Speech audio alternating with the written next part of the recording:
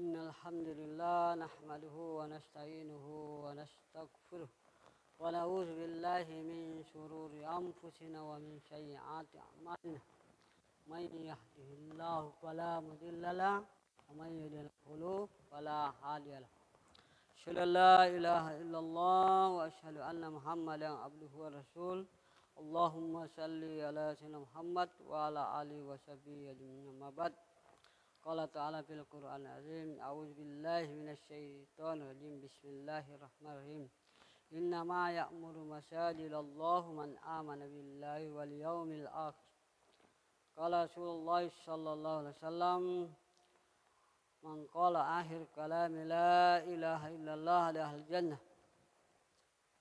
Alhamdulillah, kita senantiasa memuji dan bersyukur kepada Allah Subhanahu wa taala. Karena Allah Subhanahu wa taala dengan kasih sayangnya Allah masih bangunkan kita di saat dalam keadaan mati kecil. Setelah itu Allah Subhanahu wa taala masih berikan nikmat kesehatan, nikmat kesempatan. Terlebih lagi adalah nikmat iman dan Islam, sehingga alhamdulillah kita sempat untuk datang di masjid dalam rangka melaksanakan perintah Allah Ta'ala, itu melaksanakan sholat subuh secara berjamaah. Salam dan salawat tak lupa kita kirimkan kepada Nabi kita Muhammad Sallallahu Alaihi Wasallam, Nabi yang menjadi contoh teladan buat kita selaku umat Islam. Hadirin yang dimuliakan Allah Subhanahu wa taala, yang terpenting yang kita usahakan dalam hidup dan kehidupan yang sementara ini adalah perkara iman dan amal. Bagaimana kita senantiasa memperbaharui iman kita. Karena dengan iman inilah yang akan menyelamatkan kita di dunia dan di akhirat. Itu apabila seseorang memiliki iman yang kuat, maka seorang hamba ini mampu menjalankan perintah-perintah Allah Subhanahu wa taala dan mampu juga melaksanakan sunnah Nabi Sallallahu Alaihi Wasallam. Karena iman ini sangat penting. Dikatakan sekecil iman seseorang akan diganjar dengan surga yang luasnya 10 kali dunia.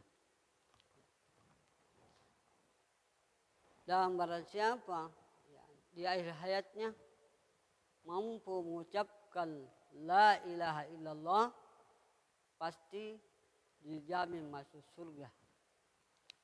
Maka lebih pentingnya daripada iman. Maka ini yang perlu kita usahakan. Nabi dan para sahabat senantiasa mengusahakan iman pada diri masing-masing. Sahabat kalau dia bertemu dengan sahabat yang lain, dia mengatakan mari kita beriman sejenak. Bicarakan tentang perkara iman. Bicarakan pentingnya bagaimana Allah Subhanahu wa taala dengan kuasanya dalam penciptaannya. Ya. Sebagaimana Allah Subhanahu wa taala ciptakan Adam alaihissalam tanpa ibu dan bapak. Dan bagaimana pula Allah Ta'ala kuasa menciptakan seorang anak tanpa bapak. Hanya ibu saja, nah itu Nabi SAW. Dan ada pula kita ini semua hadirin yang belakang Allah SWT. Ya, ada asbab ayah dan ibu kita diciptakan oleh Allah Ta'ala, dilahirkan di permukaan bumi. Dan bahkan ada orang, ada istri, ada suami, belum dikehendaki oleh Allah Ta'ala diberi anak. Itulah pembuktian Allah Subhanahu wa taala atas kekuasaan dalam setiap penciptaannya kepada makhluk. Hari yang di belakang Allah Subhanahu wa taala, setelah diciptakan, Allah pun yang memelihara seluruh makhluknya. Ya. Sebagaimana hewan-hewan, ya. Dia hidup di tempat sendiri, bagaimana burung, dia hidup terbang dari pohon ke pohon, dari angkasa. Dan dialah pula memberikan rezeki kepada setiap makhluknya. Sebagaimana burung, hal yang dimulakan Allah SWT, keyakinannya tinggi sekali. Dia terbang di pagi hari, kembali dalam keadaan perut sudah kenyang. Ya, tidak pernah menyimpan-nyimpan. Dia yakin bahwa kalau kami hidup besok pasti ada rezeki dari Allah SWT. Ya, itu saja kerjanya. Bagaimana ikan di laut dijamin rezekinya oleh Allah Subhanahu wa taala, yang kecil, sedang, bahkan yang besar dijamin rezekinya oleh Allah Subhanahu wa taala. Semut yang kecil pun dijamin rezekinya oleh Allah Subhanahu wa taala. Dipelihara oleh Allah Subhanahu wa taala. Maka ini yang perlu ditanamkan dalam hati kita, keyakinan, terutama keyakinan tentang kampung akhirat. Yakin tentang kampung akhirat, bahwa kita ini di dunia hanya tinggal sejenak saja. Mungkin kita hidup 60-70 tahun, kita pasti tinggalkan dunia. Dan kita akan berpindah alam lagi. Kita pindah alam ke akhirat. Di sanalah kita hidup lagi selama-lamanya. Di dunia saja kita hidup, kita yakin bahwa kehidupan kita ini sementara saja di dunia. Kita mati-matian ini berusaha. Bahkan ada orang tidak peduli tentang akhiratnya. Hanya dia usahakan dunia saja bagaimana. Ya, dia dapatkan apa yang dia inginkan. Sehingga lupa tentang kehidupan yang dia jalani nanti di akhirat. Maka orang beriman yakin tentang akhirat. Yakin tentang kepindahannya dari dunia ke akhirat. Maka dia pasti membekali dirinya dengan bekal.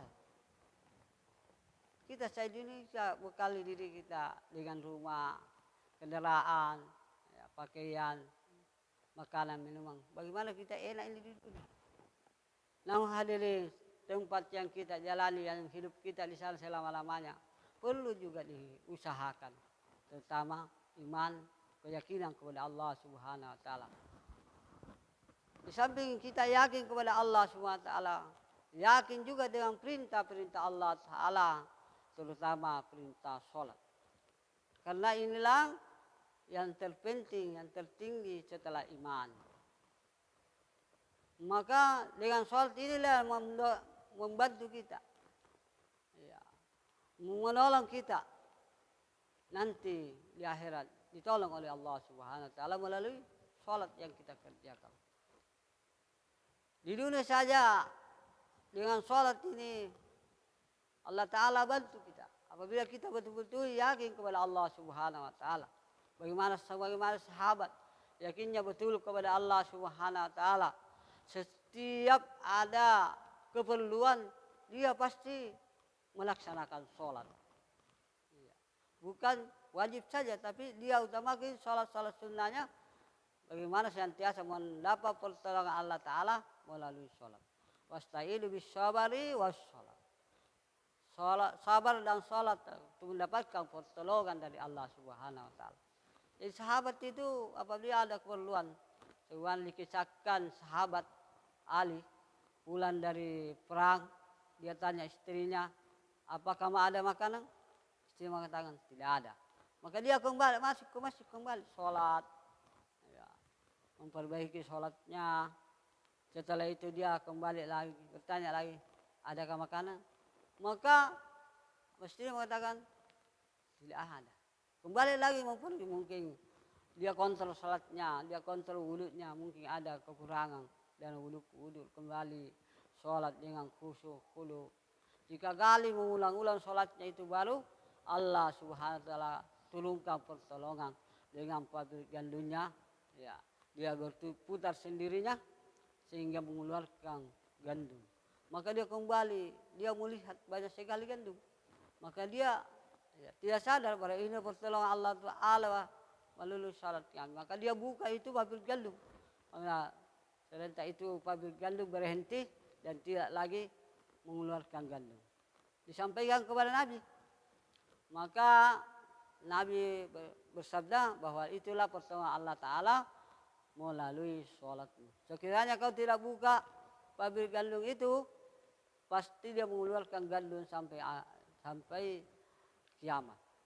Inilah sahabat, karena yakinnya betul kepada Allah Ta'ala, ya, sholatnya benar, betul, khusyuknya betul, maka bertolong Allah Ta'ala turun kepada sahabat. Banyak sahabat-sahabat, ya, dengan sholatnya Allah Ta'ala turunkan pertolongan. Maka hadirin yang muliakan Allah SWT, apalagi kita ini, kita senantiasa jaga daripada sholat berjamaah. Karena berjamaah ini adalah sunnah dari Nabi Sallallahu Alaihi Wasallam. Dikatakan barang siapa berwudu di rumahnya baru keluar niat sholat berjamaah, satu langkah yang dilakukan kakinya akan menghapuskan dosa. Langkah berikutnya menaikkan derajat, mendapatkan satu pahala. Jadi tambah jauh kita berjalan ke masjid, tambah banyak dosa-dosa kita dihapuskan oleh Allah Ta'ala, tambah banyak pahala-pahala yang kita dapatkan, tambah banyak ditinggikan derajat kita. Maka sahabat pintar, Pak. Kalau dekat rumahnya di masjid, dia putar-putar dulu baru masuk ke masjid. Karena dia mau mengambil nilai daripada langkah-langkah sholatnya. Ada yang di belakang, ada juga yang pendekkan langkahnya supaya banyak hitungan langkah-langkahnya. Itulah sahabat kalau dia mendengar, ya, Nabi bersabda, pasti dia usahakan bagaimana dia bisa amalkan. Kita ini kadang lemahnya iman, kita dengarkan juga, kita baca juga ayat, kita dengarkan hadis-hadis, baca juga hadis-hadis. Tapi kadang karena lemahnya iman, ya jarang kita amalkan. Sehingga dikarenakan kecil-kecil iman, ya, pasti mendatangkan kebaikan dalam kehidupan kita.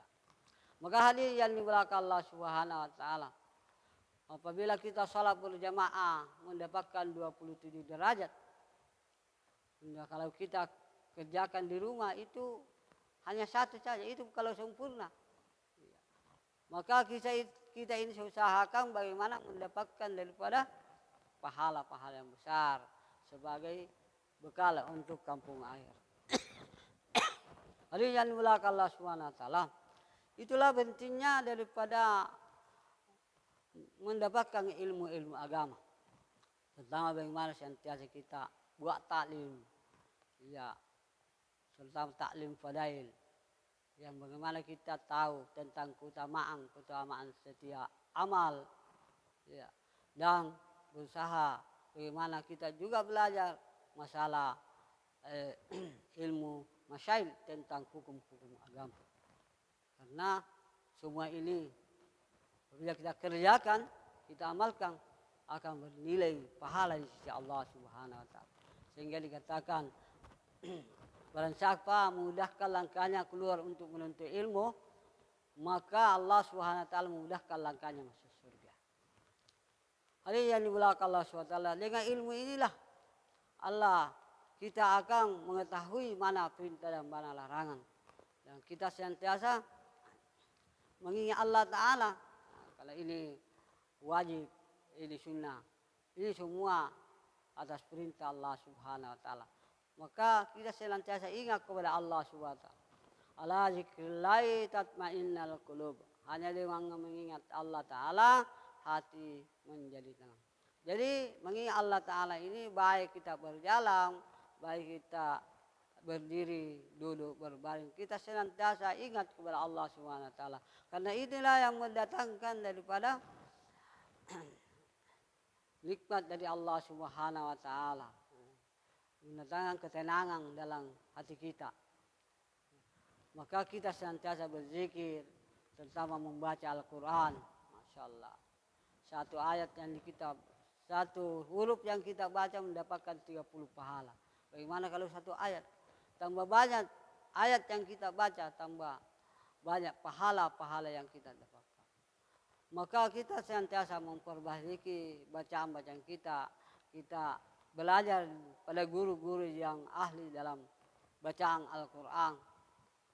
Hari yang dimulakan Allah SWT dan senantiasa kita memperbaiki hubungan kita dengan saudara muslim kita. Maka kita senantiasa menebarkan salam kepada saudara kita. Asyus salam kata Nabi. Berikan salam karena salam ini adalah doa, sebetulnya doa untuk bagaimana kita sama-sama selamat. Maka pembuktian persaudaraan kita yang baik, ya, katakan perbaikilah hubungan saudara persaudaraanmu, maka kita senantiasa menyambung tali silaturahmi kepada saudara kita. Yang terpenting yang kita bawakan saudara kita yang terbaik adalah perkara agama. Kita senantiasa bicarakan tentang pentingnya amal-amal agama, tentang pentingnya bagaimana kita usahakan ini agama dalam kehidupan kita. Mudah-mudahan kita di dunia selamat dan di akhir pun kita selamat. Maka hadirin yang dimuliakan Allah SWT, malam siapa memenuhi hajat saudaranya di dunia, maka Allah Subhanahu Wa Taala akan memenuhi hajat kita di dunia dan di akhir. Banyak hajat kita di akhir. Bagaimana kita senantiasa dibantu di sirat, dibantu di padang mahsyar. Ya, dikatakan di padang mahsyar ini saat matahari tinggal sejengkal dari kepala kita. Kalau bukan bantuan dari Allah Ta'ala, pasti kita akan binasa, kepanasan, menderita. Maka dengan bantuan Allah Ta'ala akan datang apabila kita senantiasa membantu saudara kita, baik keperluan dunianya maupun keperluan akhiratnya. Hari yang dimulakan Allah Subhanahu Wa Ta'ala, bagaimana amal ini bisa sampai kepada Allah Ta'ala? Harus dilandasi dengan keikhlasan. Ya, Muaz dinasihati oleh Nabi, wahai Muaz, jagalah keikhlasan, karena dengan amal yang sedikit dilandasi dengan keikhlasan, inilah yang akan mencukupi, inilah akan menyelamatkan kalian. Maka kita ini senantiasa beramal semata-mata karena Allah Subhanahu Wa Ta'ala, senantiasa mengontrol niat kita dalam setiap beramal. Di tengah beramal kita senantiasa kontrol lagi bagaimana setelah beramal kita banyak istighfar kepada Allah Subhanahu Wa Ta'ala. Mudah-mudahan Allah Subhanahu Wa Ta'ala menjauhkan kita dari sifat-sifat sombong, sifat-sifat riya. Inilah yang tidak kita kehendaki. Hal yang dimulakan Allah Subhanahu Wa Ta'ala, semua ini datang pada diri kita dengan adanya pengorbanan. Nabi dan sahabat korban habis-habisan untuk agama, sehingga Allah SWT tanamkan dalam hati kita kecintaan tentang amal-amal agama. Kalau tidak ada kecintaan dalam setiap amal, pasti kita enggan mengamalkannya. Hadis yang dimulakan Allah SWT, jadi pengorbanan ini berbanding lurus dengan iman dan amal. Maka perlu kita luangkan waktu kita untuk senantiasa keluar di jalan Allah Subhanahu Wa Ta'ala. Karena di jalan Allah Ta'ala pahalanya sangat besar. Dikatakan 1 rupiah yang kita belanjakan di jalan Allah akan diganjar dengan 700.000. Seperti bagaimana kita buat amal, ya, bersih subhanallah diganjar 700.000. Apatah lagi salat berjamaah 27 dikali 700.000, bagaimana banyaknya. Maka hadirin yang dimulakan Allah sudah akan datang pada diri kita sifat-sifat yang amal kita, iman kita, akhlak kita pasti dalam akhlak kita akan diperbaiki oleh Allah Subhanahu Wa Ta'ala. Jadi niat kita ini keluar untuk islah diri, memperbaharui diri kita, karena selama ini kalau kita secara korban biasa salah paham tentang diri kita bahwa alhamdulillah kami sudah sholat, kami sudah jalankan salat Jumat dan sebagainya. Tapi apabila keluar kita di jalan Allah Ta'ala, Allah Ta'ala bukakan hijab di dalam hati kita sehingga kita melihat kekurangan diri kita. Bukan melihat kekurangan orang lain, tapi melihat kekurangan diri kita sehingga ada niat untuk memperbarui apa menjadi kekurangan pada diri kita. Untuk insyaallah kami sudah 3 hari. Ya, kami ada benarnya itu datangnya dari Allah Subhanahu Wa Ta'ala. Adapun kekurangan dari pribadi kami selaku orang yang masih belajar tentang agama. Subhanallahi wa bihamdihi subhanallahi wa bihamdika la ilaha illa anta astaghfiruka wa atubu ilaik. Assalamualaikum warahmatullahi wabarakatuh.